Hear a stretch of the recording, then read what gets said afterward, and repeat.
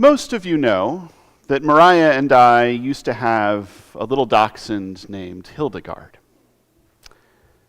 One of the things that Hildegard had was a big basket of toys. Because she would get toys on her adoption day, and she would get toys on Christmas, and she would get toys just sometimes as a treat. And no matter how many toys she had, she always had one toy that was for playing with. The others were just for having. She always had this favorite toy. This is one of them. I think this is the last one that we ever got her. A little slipper that squeaks. She would chew on these. She would shake these. She would play tug with these. She would play fetch with these. She would just carry it around and sometimes drop it in her water bowl. And over time, these slippers, which we bought one after another because they were her favorite, would get torn apart. They would get holes along the seam that would get stitched up. Sometimes she would get the squeaker out or puncture it so it would make just this sad wheezing noise. And over time, and this one you can barely see it on, there would be this ring that would match her mouth that was kind of discolored and crusty, and you didn't really want to touch it. And eventually, Mariah or I would say, it's time for a new slipper. We should probably get rid of that old one, but Hildegard did not care. Hildegard loved her slipper. She loved her favorite toy, and she would have played with it until it became a biohazard for the entire community. Hildegard, as all dogs do, knew something about love. That part of love, whether it's love for a thing or for a person, is loving that thing or that person exactly how they are. We've been going through the book of Revelation for a little while now, and we're almost at the end. Next week we will hit the final bit of this book. So we've seen a lot. At the beginning, we saw how Jesus introduces Revelation, introduces our guide, John, to what is going on, and we were reminded that this is the Jesus who we know. Not some new guy who is different from the Jesus of the Gospels, the Jesus who we encounter in prayer, the Jesus who we encounter in worship. Then we were told to expect a lion to usher in the end of the world, and instead we saw a lamb who had been slaughtered. The Jesus who we know, coming to bring the world to its end. Then we were told about a small group of people who would be saved from the destruction to come. And we saw a multitude that could not be counted. Then we saw destruction, and we saw how that was paused. We learned that revenge fantasies do not come true in God's reign of love. God has something bigger planned. We saw John be told to measure a temple that wasn't there. We saw a great battle between the powers of sin and death and everything that makes life less, and Christ.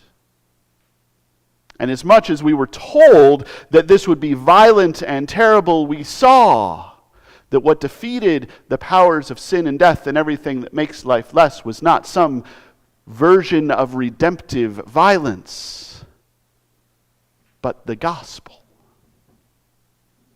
The gospel makes everything new.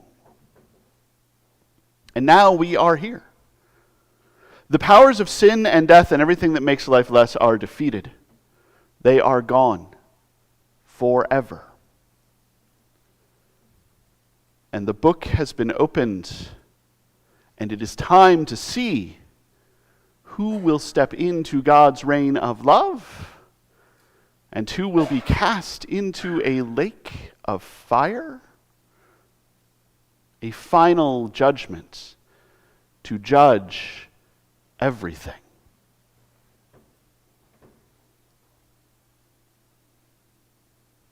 I need to take control of the slides for just a moment.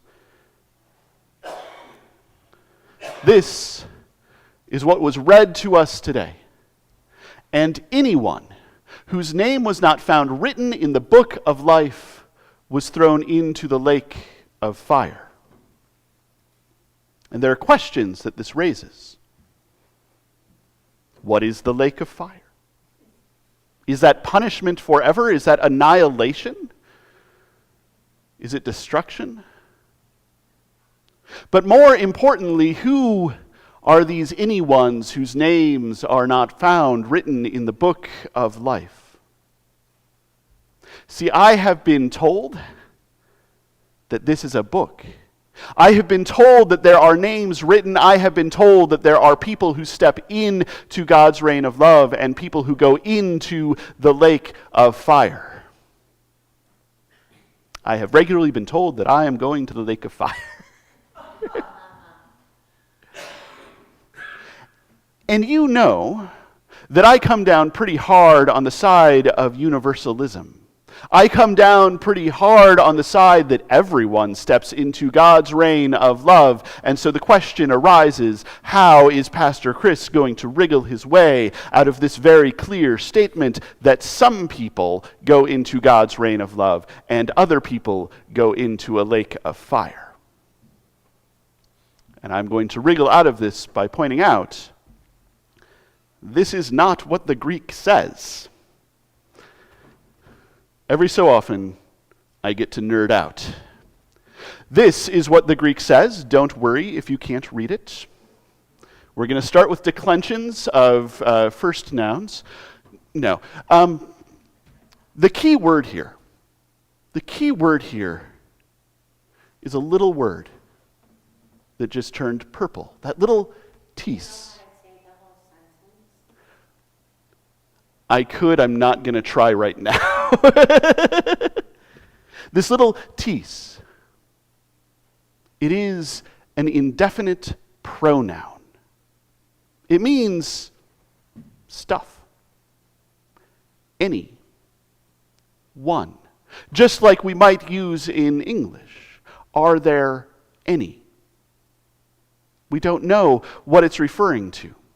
Now, in English, we tend to make it either about people, anybody, or things, anything.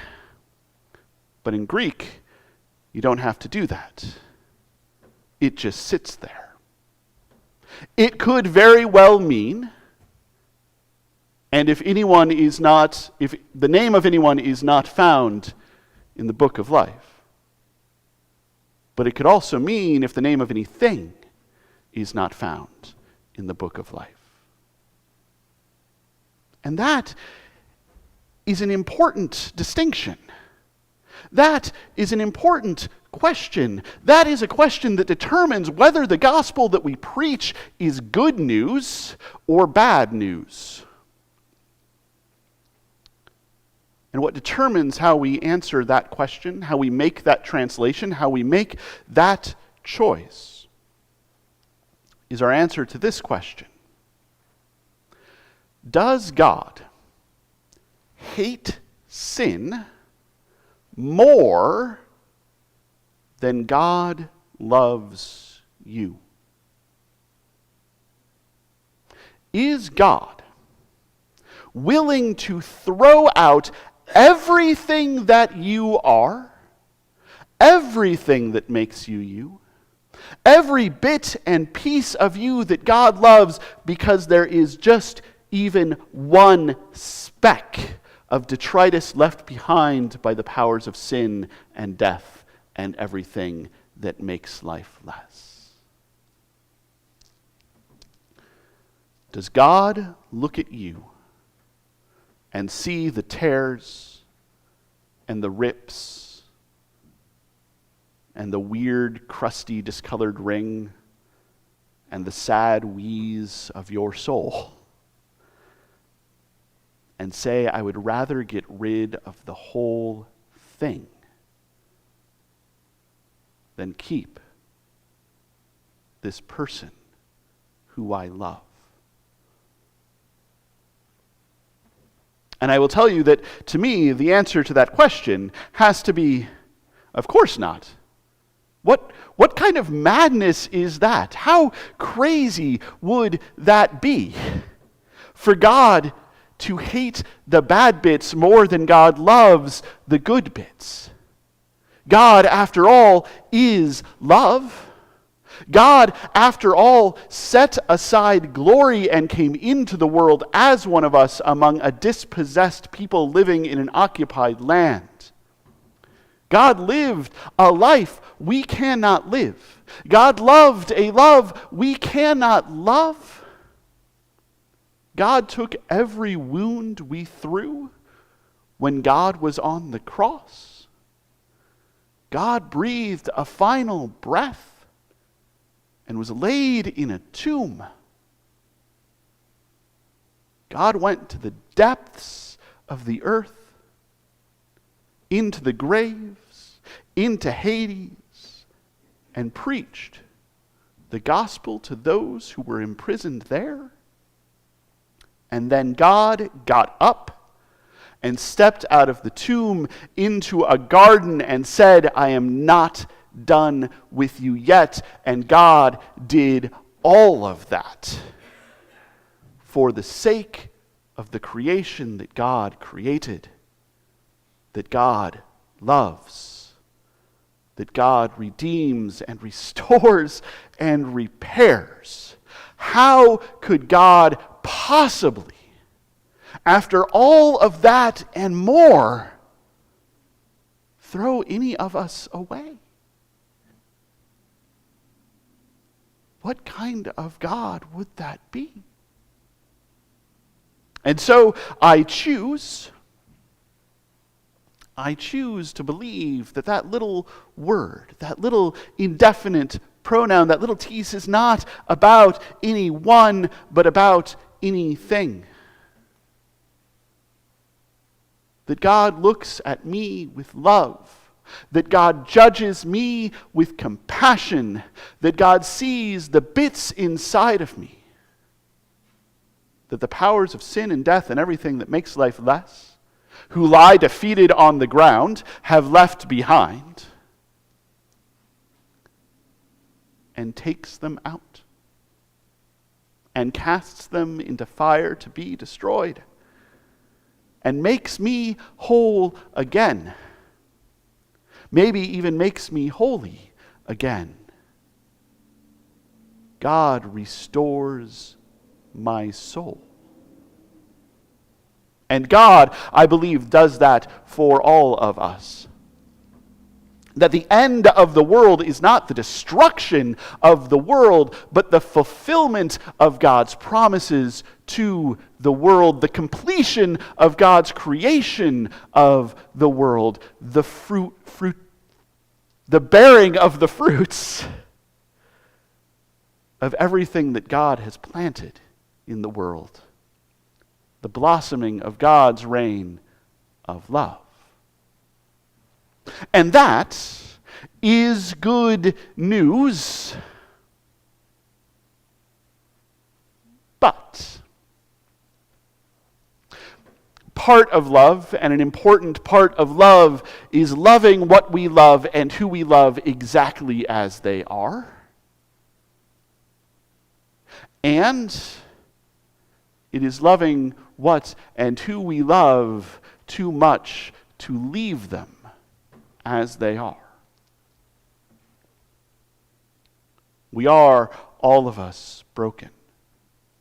We are, all of us, stained. We are, all of us, messed up and carrying around the stuff of sin and death and everything that makes life less. We are, all of us, in need of help, in need of repair, in need of liberation, in need of redemption.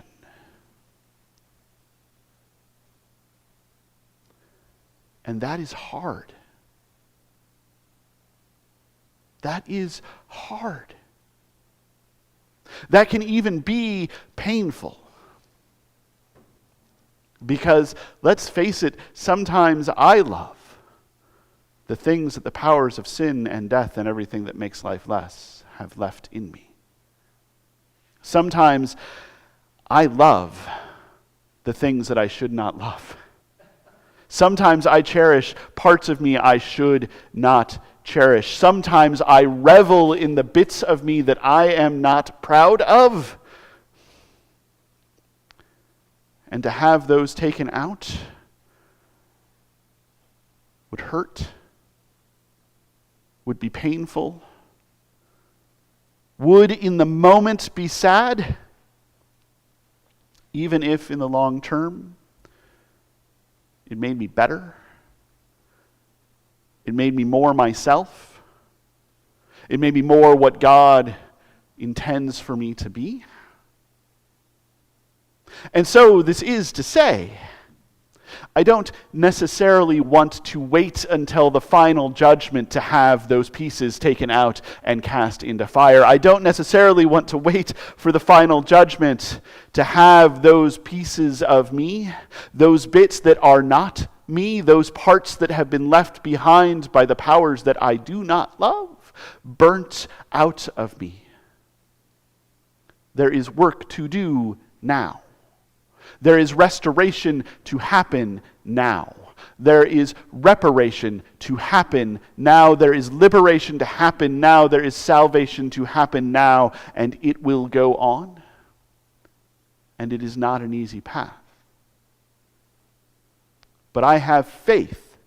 I have trust in the God who is love, who will carry me through that, who will carry you through that, who will carry all of creation through that, who will tend to us with compassion until all things are made new and whole and holy.